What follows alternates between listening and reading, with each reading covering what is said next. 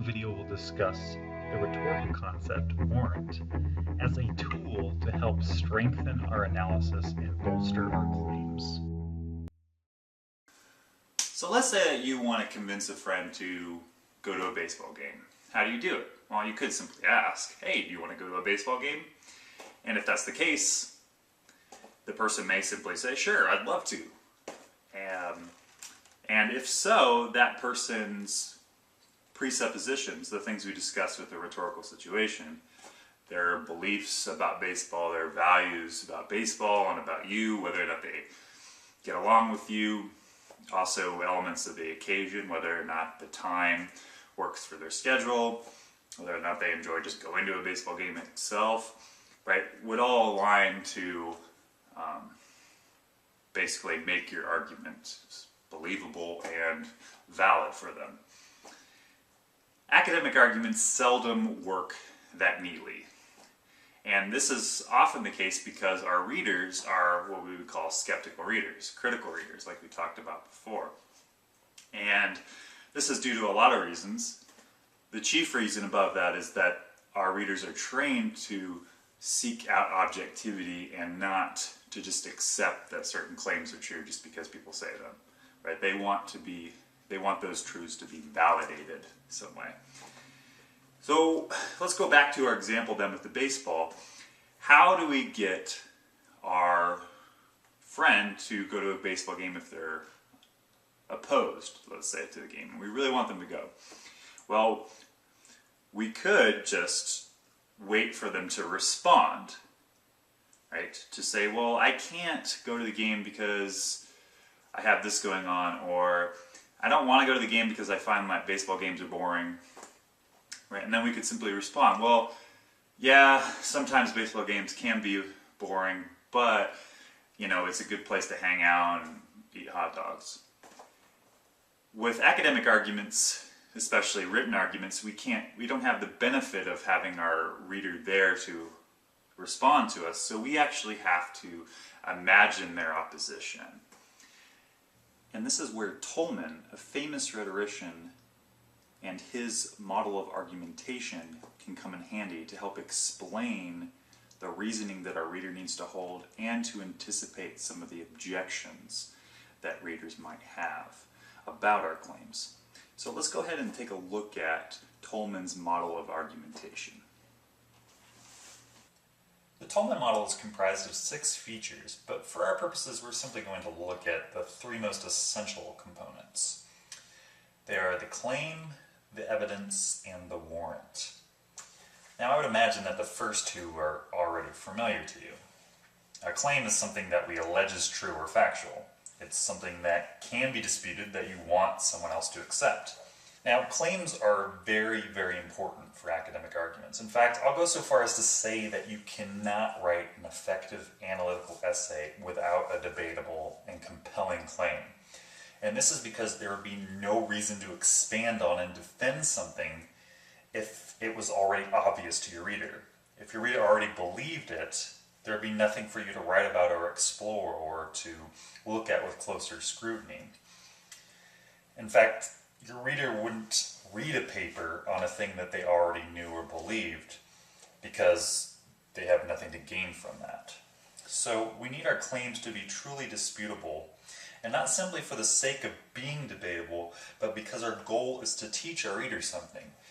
Our goal, as is the goal of academic writing in general, is to expand knowledge, to push knowledge forward, to create some kind of insight or awareness that wasn't there before. So make sure that your claims are debatable. Now the evidence, or data, is something that stands as support for a claim. Things like facts, data, or reasoning.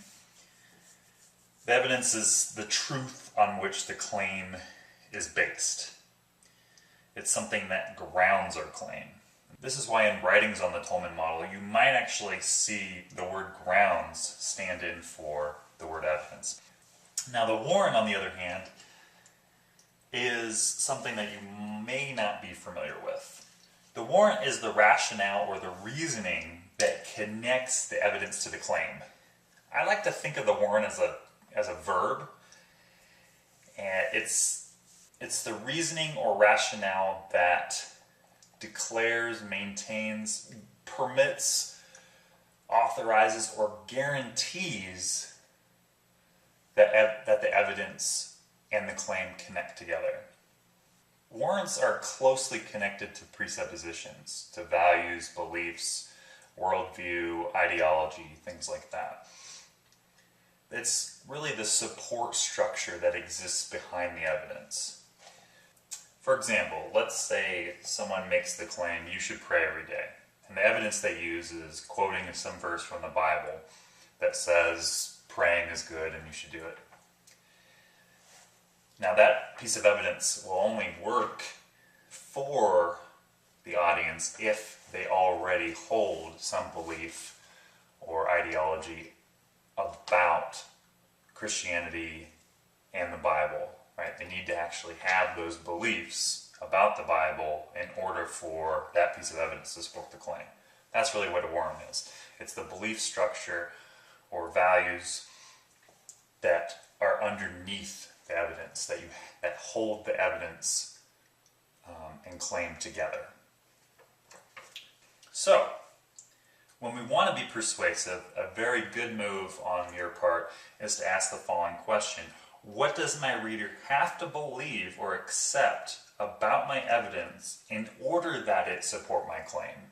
Because not every piece of evidence will work for every reader. You have to also understand the reasoning or beliefs or warrants that the audience has to believe in order for the claim and evidence to connect. All right, let's go back to our baseball example. We should go to the game next week. Now, we are anticipating that this person is oppositional, and therefore we need to start thinking of ways in which they might object to our argument. For our purposes, we'll just say that we expect our reader to think that baseball is boring. Okay? So we might say something like, we should go to the game next week because we could hang out at the stadium and eat hot dogs. Okay, that would be our evidence to support our claim. Now the reader has to believe the following things about the evidence in order that it support the claim.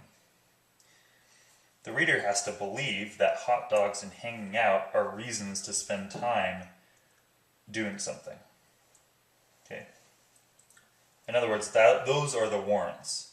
They have to believe that it's fun to hang out with you, that the stadium is a cool place to spend time, that hot dogs are good, and that the two together make for a good time. Right? They have to believe that, otherwise your evidence doesn't do anything for the reader. It doesn't do anything to support your claim. Right? So those are the warrants underneath the claim. Now the audience could also object to your warrant, and therefore the warrant ends up turning into a claim. For instance, they could say, I don't like hot dogs, or I'm allergic to hot dogs.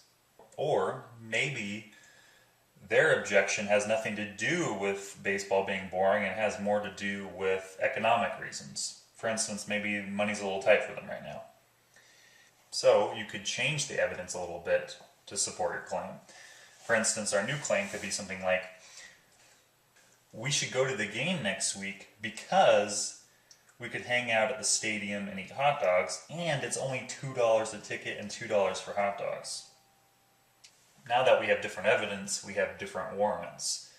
What does your reader have to believe about the evidence? Well, they have to believe that a $2 ticket equals cheap. They also have to believe that if something is cheap, it's worth doing. They might also have to believe that something that's cheap is a good value. Now, in most conversations, you would not state these warrants overtly. You would just leave them implied. You'd simply say, we should go to the baseball game because they have $2 tickets and $2 hot dogs, and it will be fun. Let's go.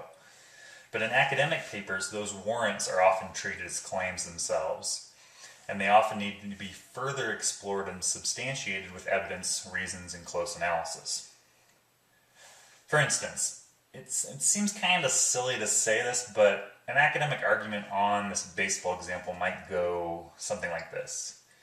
We should go to the game next week because we could hang out and eat hot dogs. And the tickets and hot dogs are only $2. The reader then might object to our definition of cheap. That might be one way that they go about disputing it. So in an academic paper, we would have to help define why a $2 equals cheap. Because, for instance, maybe this person's in debt. Maybe $2 is actually a lot of money for them because they have no money to spend at all. Or another thing that's supporting this claim is a warrant about value. That value is defined by how much something costs. Maybe our audience doesn't believe that. Maybe they don't believe that value is determined by the cost of something. Maybe they think that value is determined by how much fun you get out of a certain activity. It's not primarily determined by cost.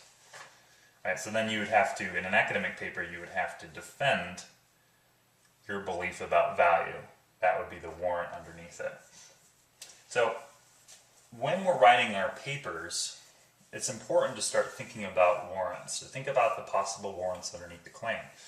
So what I would suggest then is go ahead and take a look at your claim and look at all the pieces of evidence that you include in support of that claim, but don't just stay there. Don't just list evidence. Unpack the evidence by asking, what does my reader need to notice, believe, or accept about the evidence in order that it support the claim? Because we cannot assume that evidence simply supports a claim.